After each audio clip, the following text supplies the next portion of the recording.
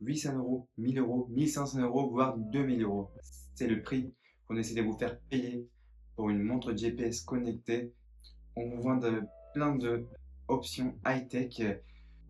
Moi, cet été, j'essaie de me préparer pour un marathon et possiblement un triathlon.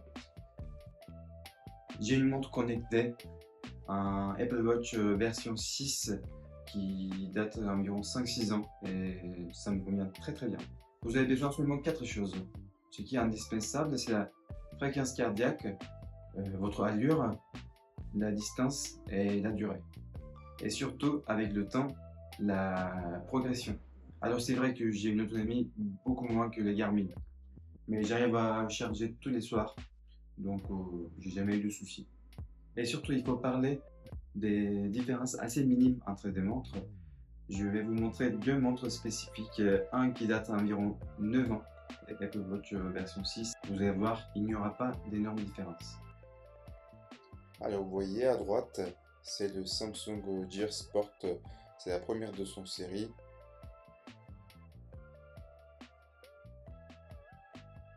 Et à gauche, ma montre Apple Watch version 6 qui date d'environ 5-6 ans, qui fonctionne toujours très bien.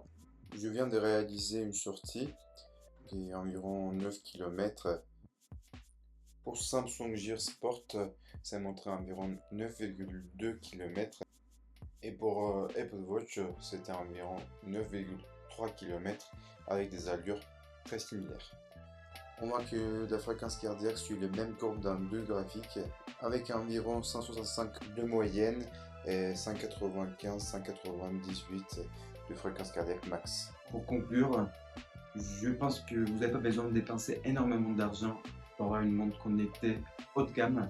Vous pouvez avoir des entrées gamme qui sont très très bien et qui sont suffisants pour tout le monde. Je vous tiendrai au courant si j'aurai un souci d'autonomie. À très vite.